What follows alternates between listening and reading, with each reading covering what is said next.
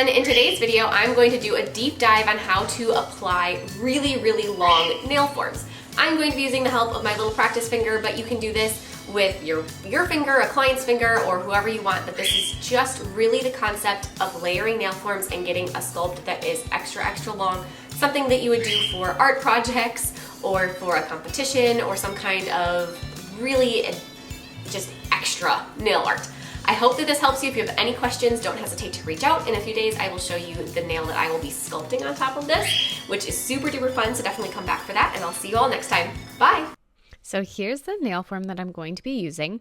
I'm actually going to be using two nail forms, and I want to show you the ones that I'm using are from Coupa, and they are actually already extended. So they have this area that is perforated that you can rip away. Now, if your nail forms are not like that, you would cut this nail form right past the little finger opening. So if you don't have these rip away ones, that is what you would do. You take your scissors, just like a regular, paper scissors, and you would trim it right past where that finger goes. But because I do have these rip away nail forms, I'm going to peel back the nail form backing and rip very carefully right on that perforation. And I'm going to save the rest of that nail form for a client or myself. I'm going to set down the full nail form that has that rip away extension still intact. I'm going to set that down, try to get it nice and flat. Now use this center guideline. Nail forms should all have a center guideline, and use the center guideline on the nail form that you just ripped, that extension piece or that you cut, and line them up.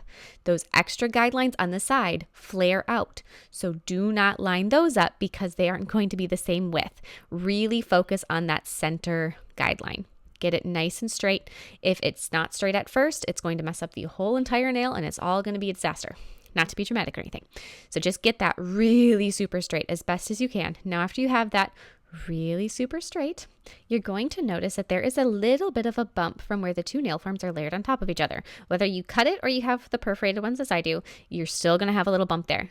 So grab a piece of tape. This is just regular Scotch tape, and I'm going to layer that right on top so that that little lip is right sort of in the middle of my tape. Really smooth it down. I like to use a thumbnail just to really try to get all the air bubbles out, get that as smooth as possible. Make sure your tape is longer than your nail form is wide, so it goes off the sides, kind of past the tabs, if that makes sense. Now you'll feel it, and you'll notice that that bump is almost smoothed over completely. It's going to help your nail form release later. It's going to help your sculpt go on smoother, and your acrylic will not stick to that tape. Now take and roll your nail form while it is still on the nail form backing between your fingers gently to get that nice C-curve kind of started. Now we're going to take it off of our nail form backing, and you're going to grab the tab that's underneath, and you're going to stick it right past that opening. This is what I do for all of my nail forms. Put it sticky side up, and then we're going to close the bottom two tabs. Depending on how long your nail form is at this point, you may have more tabs or less tabs. What you want to do is you want to close as many as you can while leaving enough space to comfortably work the finger in and get the nail form to fit to the nail.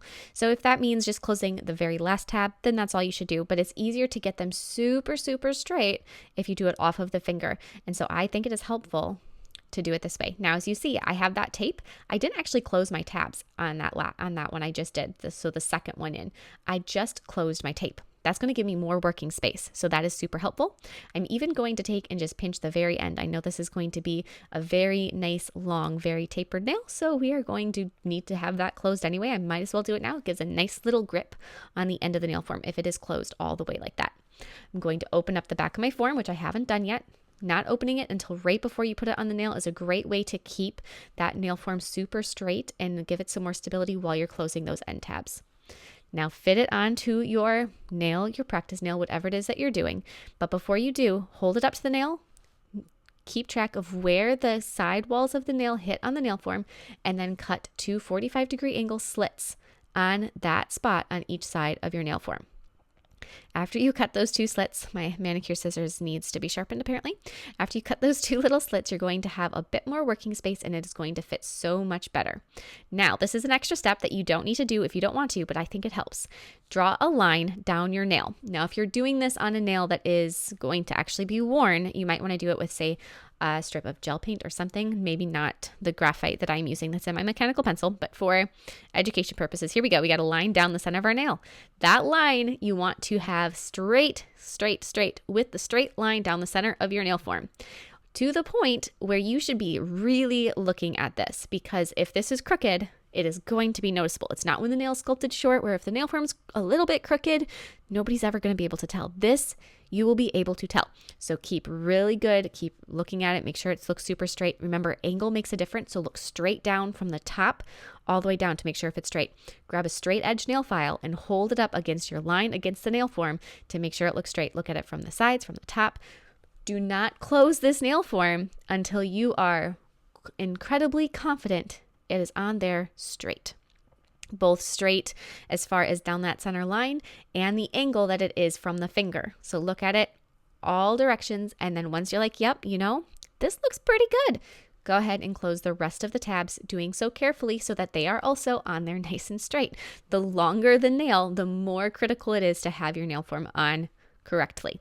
So this is a very long nail. It's going to take longer to apply that nail form because there's a few more little extra steps just to make sure that it goes on in a way that the final result is beautiful.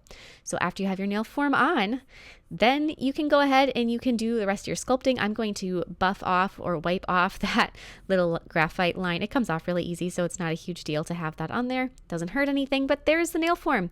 And you have so many possibilities. This can be done with any brand of nail forms. It doesn't have to be these specific ones. If you are curious, these are the ones from Coupa, which do seem to just be my favorite. I do love these nail forms. But otherwise, this is like the way to do it. I am so excited to get to share this with you guys. I have done a lot of different extreme nail art in the past, but I don't believe I've done a specific video dedicated on how you make a nail form quite this, extra long and all of the knowledge that comes with it. So I hope it helps. Like I said in the beginning of the video, if you have any questions, don't hesitate to reach out to me.